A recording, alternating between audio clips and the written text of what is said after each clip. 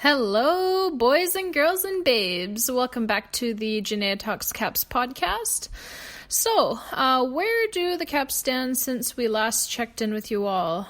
Well, for starters, they've played and won 2 more games, first laying an absolute beatdown to the tune of a 6-1 score on the, at the time, second place in the NHL, Buffalo Sabres, and then beating the Calgary Flames by a much more tame score of 4-2.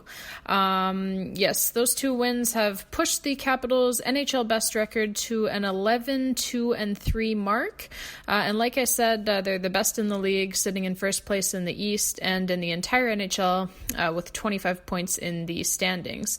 They're on pace for 128 points by the end of the regular season. They're 7-1-1 on the road. They've won 4 straight at home. They've also won 4 straight overall, which includes 2 road games and 2 home games. And overall, they are 8-0-1 over their last 9 games, taking 17 of a possible 18 points in the standings. They have not lost a game in regulation since October 14th against Colorado. And in fact, they've only lost 2 games in regulation all season long so far. So when we go to that game against the Buffalo Sabres, this was kind of billed as, I guess you would say, like a showdown between the NHL's 2 top teams, as at the time, the Caps, of course, were in first place. The Caps still are in first place. The Buffalo Sabres at the time were in second place in the NHL. But if we're really being serious, right, and if we're really being honest, then this game really wasn't even close. Really right from the very beginning, Buffalo, they just really got run over by the Caps. Capitals, of course, scored 4 goals in the first period, 4 goals really within a 4-minute span. Jakub Vrana started things off. He took a pass from Tom Wilson, skated in and scored. Chandler Stevenson, he converted on what was essentially a 4-on-1 rush for the Caps. Brendan Leipsic, he dished off to Travis Boyd back to Stevenson. Stevenson made a nice move and kind of left the goalie looking for his jock strap on that one. Jakub Vrana would score again. This time, really, like if you watch the replay on this one, it's just kind of a little bit unbelievable to me. What was Buffalo doing on this play? You see Tom Wilson gets the puck down to Michael Kempny. Michael Kempny, of course, he had pinched in to keep the play alive. So he gets the puck down low. And then what you see, if you watch the replay, you see every single Buffalo skater is focused on Michael Kempny. All of them. They're all looking at Kempny. Nobody's even paying attention to a wide open Jakub Vrana all the way over on the other side of the ice, right in front of the net. Kempny looks up, sees Vrana standing there all alone. He could not have been more alone. So Kempny sends the pass over to Vrana. Vrana, of course, buries it. Really just not sure what the hell Buffalo was doing on that one. And then we have Brendan Leipsic. He scores his first goal as a Washington Capital. Again, he's left all alone right in front of the net. Travis Boyd with a very nice feed coming around the net, and he finds Leipsic in front, again, all alone. Buffalo's defense in this one really leaving a lot to be desired. The Caps overall, they outshot the Sabres 34-30. Buffalo would get a goal back in the second period to make it 4-1. Tom Wilson would quickly squash any thoughts of a comeback as he would score his 5th goal of the season, again on a feed from Michael Kempny. And then TJ Oshie puts this one to bed in the third period, assist again to Kempny and Alex Ovechkin. So Michael Kempny, he had a big game. He had 3 assists in the game. Jakub Vrana, he had 2 goals. Vrana's really been on fire, and we'll talk about that a little bit more as we move to the game against Calgary, which was played on Sunday. The Caps, of course, beating the Flames 4-2. The big story in this one was the Washington Nationals were in the house. They were there celebrating their World Series victory. It was quite the party. You could see the Nats kind of taking a page out of the Capitals' book as far as the celebrations go. They were in the locker room beforehand to fire up the boys ahead of the game.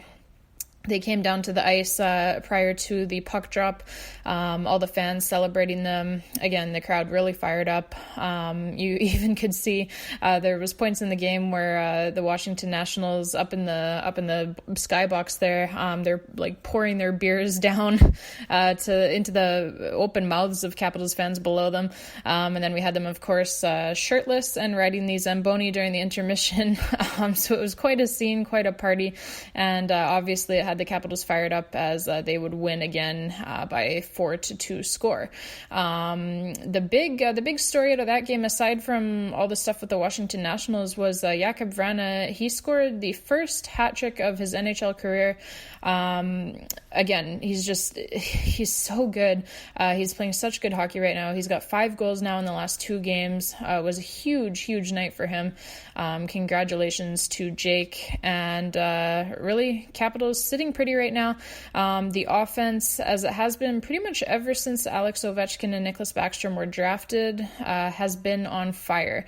The Caps are the highest scoring team in the entire National Hockey League with 63 goals scored already this season.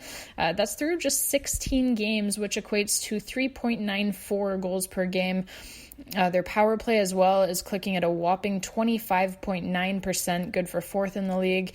And the special teams as a whole for the Caps have been great, as their penalty kill is also top 10 in the league, 7th in the league to be exact, clicking at 86.2%. That is a massive improvement over what the numbers were like last season on the penalty kill for the Caps. And at even strength, the Caps have been nothing short of beastly. And let me ask you, Caps fans, how great is our second line? There's almost no drop-off whatsoever from the first line to the second line, and that's not a slight against the first line at all, by the way, as they've been great as well. Alex Ovechkin has 11 goals already. He's on pace for 56 goals and 97 points. Nicklas Backstrom is Nicklas Backstrom. TJ Oshie's got 8 goals already. He's on pace for 41 goals this season. But it's more so a compliment to the second line regarding just how great they've been. Like I said, rising star Jakub Vrana, he scored the first hat trick of his career against the Calgary Flames. He's already got 9 goals just a month into the season. He's on pace to score a whopping 46 goals this season, and he just keeps getting better and better and better. Evgeny Kuznetsov, he's playing at a 32-goal, 76-point pace, showing that he's come out the other side, really, of Mr. Toad's pixie dust-coated wild ride just fine, shaking off the 3-game suspension the league handed down on him to start the season, and he's playing some great hockey. He's shown vast improvement in the face-off circle this season as well, which is something that I personally was looking for out of him. So that's also something that he deserves recognition and credit for. And of course, the big rig on the second line, Tom Wilson, has been nothing short of fantastic. But that's pretty much what we've come to expect of Tom at this point. Yes, Willie's on pace for 26 goals, 62 points, and that's in addition to being great defensively and being on pace to be a plus 26 at season's end. It's in addition to being a huge part of a successful penalty kill. It's in addition to being one of the biggest, best, and most frequent hitters in the league, nay, in the world. And it's in addition to being able to beat literally anybody's ass with one hand tied behind his back while blindfolded, and after having just downed 16 sleeping pills, he could still kick anybody's ass. So I guess you could say Big Willie is the whole package. That first round pick spent on him is looking pretty damn good right about now. And so is his 6-year contract, which is now looking like a damn bargain. Anyways, the second line has been phenomenal. They are better than the first line on a number of teams. We've talked about this a lot. But perhaps the most exciting thing with these guys is that they're still all relatively young. The chemistry between the three of them has already developed and is already extremely strong, and the sky is really the limit for this trio as we move forward. The third line as well has also been great, even with some injuries going on. And particularly Lars Eller has been outstanding. It came out that he worked on his skating in the off-season. He was, there was an article in the Washington Post that he was working with a power skating instructor to kind of alter his stride a little bit. And it's certainly paying off. Eller, he's got 5 goals and 11 points already this season. He's on pace for 26 goals and 56 points. which is obviously just ridiculous and phenomenal when you're talking about your third line centerman. And, really kudos to him that even at age 30, even while already being a Stanley Cup champion, even while already having scored the Stanley Cup clinching goal, he is still trying to find ways to improve himself to help his team win. So that's a great player, that's a great guy, that's a great leader, and we are very lucky to have him. Taiga. Our revamped fourth line as well has also been flat out flying this season with the additions of guys like Garnet Hathaway and Brendan Leipsic. And of course, General Manager Brian McClellan smartly inked Nick Dowd to a 3-year contract extension as well. And that's paying off huge already. The fourth line has been fantastic this season, no matter who's playing on it. That's what I really like about it. No matter what the injuries are, we've got so much depth that hasn't mattered when different guys have had to miss a few games here or there. And that's very comforting, kind of like, when you go home to your parents' house and you sleep in your old bed in your old room with your old teddy bear. That kind of comforting. It just feels like everything is going to be okay. And it is. It is going to be okay because our fourth line rocks. This team rocks. And you know what? Our fourth line has literally been better on many nights than the top 6 forwards on other teams. Literally. Todd Reardon has absolutely no problem throwing our fourth line out against anybody. And that's because they can outskate and outwork any line, and they've shown it again and again and again. They've just been fantastic. I can't say enough good things about the fourth line this season. And a big difference in the offense this season when compared to last season. And of course, last season our offense was still very, very good. But this season it's off the charts good, like on fucking fire. And the big difference really, is the style of offense that Todd Reardon and company are running this season. We've always had the weapons. Everybody knows this. But the big difference this season is that the defensemen in particular, they have the green light to jump up into the rush whenever they see fit and to pinch deep into the offensive zone whenever they see fit as well. And it's making a big difference. If you want proof of the difference that it is making, just take a peek at John Carlson's numbers this season. Oh, baby, he has been on fire. And a big part of that, like I said, we've always had the weapons. John Carlson, he's always been a great offensive player, but now he has the green light from the coaches to jump up into the play, jump up into the rush, jump up deep into the offensive zone. And it's making a huge difference, not only for him, but for the entire defensive core, for the entire team. The D-men jumping up even more regularly is leading to a boatload of odd men rush chances for, and it's also leading to a huge uptick in sustained offensive zone pressure, and as a result, since we do have the weapons to put the biscuit in the basket, it is leading to more goals. As I said, the Caps were obviously great offensively last season, and really every season before that as well, in the Alex Ovechkin era. But this season, it's just literally off the freaking charts. Literally, look at the charts. You can't even find them on there. They're all the way upstate while everyone else is still in the city scoring a measly 2 to 3 goals per game. Amateur hour. The Caps, it seems, are putting up a 5 spot, and as a result, chicken wings for the gleeful Caps fans almost every night. It's been fun, and it will continue to be fun. If there's one area that I think the Caps would probably like to improve, it would be defensively at 5-on-5. Those numbers for the season are leaving a bit to be desired thus far. Although if you look closely, the numbers are kind of skewed thanks to a few particularly bad outings by Braden Holtby right at the beginning of the season.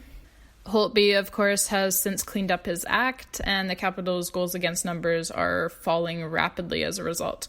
And obviously, when you're talking about goals against, falling rapidly is a very good thing. So I expect those numbers to even out even more closely to what we'd expect to see from a very good team.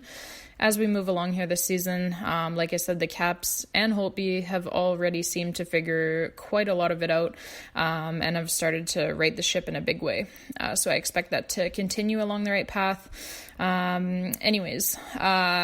can only talk so much about how good the Caps have been. So I'm kind of almost waiting for them to slip up a little bit here so that we have something different to talk about week over week instead of just reiterating how good they are.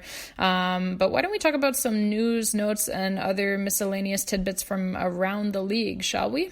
Some things that I am personally looking for around the league as the season rolls along here. I personally think that it would be absolutely hilarious if the Toronto Maple Leafs finish in a wildcard spot, mostly because they would think that finishing in a wildcard spot, that at least they would get to avoid their daddy, the Boston Bruins, in the first round, because Tampa Bay is supposed to win the division, right? Well, wrong. Tampa Bay sucks. They really suck. They're currently 6th place in the Atlantic Division, behind teams like, obviously, Buffalo, Toronto, Florida, Montreal. Although I did call Florida making the playoffs this season, so I would just like to point that out again, reiterate that. But no, Tampa Bay, 6th place out of 8 teams in the Atlantic Division currently. They have just 14 points through 13 games. They're just one game above 500, -3 goal differential. They have a 500 record on the road, 4-4-1, just 2-1-1 at home. They're just not playing very good hockey at all. And overall for the league, out of 31 teams, they're 22nd. 22nd out of 31 teams. This is the team that ran away with the President's Trophy last season. So kind of hard to believe, but maybe not really, as they've kind of been inconsistent that way for a number of years. Like one year they'll be so far up and the next year so far down, kind of going back and forth between winning the Eastern Conference, maybe winning the President's Trophy, and then missing the playoffs the next season. I guess going on a rampage to win the President's Trophy in a landslide, and then getting absolutely shredded by the otherwise completely useless in the postseason Columbus Blue Jackets. That can have that effect on a team as well. How sad. I really don't feel that bad for them. And then looking over at the Western Conference, the Vancouver Canucks, they gave up a 3-0 in 3-on-3 overtime the other night. That's right, 3-on-3 overtime, which means there were only 3 guys on the ice for the other team, and yet the Canucks somehow found a way to let all 3 of them skate in alone on their poor goalie, Jacob Markstrom. It really was quite hilarious. If you haven't seen it already, I do suggest that you look it up. There were like all of these Canuck players running into each other, and then next thing you know, St. Louis is getting a 3-0 and they score to win the game. Good times in Nucks Nation. And then back over to the Eastern Conference, the Pittsburgh Penguins are really not very good at all. And this brings me, because I'm such a petty person, this brings me an immense amount of joy. Pittsburgh, when we look at the Metropolitan Division, they're in 4th place, but they only have 17 points in 15 games, 8-6-1 record, so it's really not what a lot of people probably expect of them. Although myself, obviously, if you've been listening to my podcast this whole time, I did call them missing the playoffs this season. I do think that that's going to happen. They've got Evgeny Malkin back now from injury, but it has not seemed to help so far. They lost just the other night. They lost to the Boston Bruins 6-4. They did make quite a comeback in that game. Boston was up 3-0. Pittsburgh came back and tied it 3-3, but then they gave up the lead again, and Boston ultimately ended up winning the game 6-4. So another loss for the Penguins, another win for Capitals fans. And then when we're looking at the league as a whole, we do have to kind of focus in on the Eastern Conference, because the 2 best teams in the league this season, for my money anyways, are our very own Washington Capitals, and also in the East, the Boston Bruins. And again, for my money, it's not even close. These are the 2 best teams in the league, and it is not even close. They both happen to play in the Eastern Conference, which means that the Eastern Conference final will likely once again be the real Stanley Cup final, similar to when the Caps beat the Tampa Bay Lightning in 7 games in the ECF in 2018. Only to move on and face Gary Bettman's band of rejects in the Stanley Cup final, ultimately defeating the Vegas Golden Knights very handily in a rather quick five-game series that was really more for show than it was for finding out who the better team was. We all already knew that answer heading into it, I'm sure. But yeah, the Boston Bruins and the Washington Capitals, for my money anyways, 2 best teams in the league this season so far. And I think it'll stay that way. And again, like I said, it's really not even close right now. But while we're on the subject of good teams as well, and specifically good teams in the Eastern Conference, I do just want to give a quick shout out as well to Barry Trotz's New York Islanders. They're on a 10-game winning streak. I don't know if any of you guys knew that. I don't know if anybody even pays attention to that because they're doing it kind of quietly. But yeah, Barry Trotz's Islanders on a 10-game winning streak, and you almost wouldn't even know it because it's almost like SportsCenter, these guys on TV, they don't even talk about it. But yeah, 10 games in a row they've won. Obviously, a lot of that is due to great coaching by Barry Trotz and his staff. The Islanders dealing with a number of injuries up front as well to their forward group and still finding ways to win. So just want to give a shout out there. Again, as it seems like almost nobody on, SportsCenter or any of these outlets even really seems to talk about the New York Islanders. So I'm sure a lot of people probably didn't even know that they were on a 10-game winning streak, but here we are. So yeah, shout out to our old friend Barry Trotz. He's got the Islanders playing some great hockey. Not sure that it will last as far as like being that dominant, but I do think they have a pretty good team, if not a pretty good team, at least a very well-coached team, and so that's usually enough that you can at least hover around the playoff picture, maybe make some noise. So I do expect them to be kind of poking around at the end of the season there. So, shout out to them. 10 straight games with a win. That's nothing to sneeze at for sure. As far as the Caps are concerned, we look to our next game against the Florida Panthers on the road at the BB&T Center.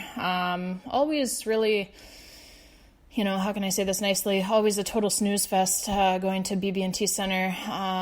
Usually there's 237 people in the stands, all of them wearing Capitals jerseys. It's usually not a very good atmosphere at the BB&T Center, but hopefully the Capitals will be able to pull out the win. Again, Caps looking for their 5th straight win overall, and looking to go 8-1-1 on the road so far this season. So until next time, Caps fans, thank you so much again for tuning in. Thank you so much for listening. If you got this far all the way to the end of the podcast, you're the real MVP. And again, I appreciate you guys so much tuning in every single week. Don't forget to subscribe to us if you haven't already. If you're possibly a new listener, we're on Apple Podcasts, Google Podcasts, Spotify, Stitcher, iHeartRadio, really anywhere and everywhere that you get your podcasts from. We're on there, so don't forget to subscribe, and we will talk to you all on our next episode, hopefully with a couple more points in the standings piggy bank, as we like to call it here at Janae Talks Caps. Until next time, let's go Caps!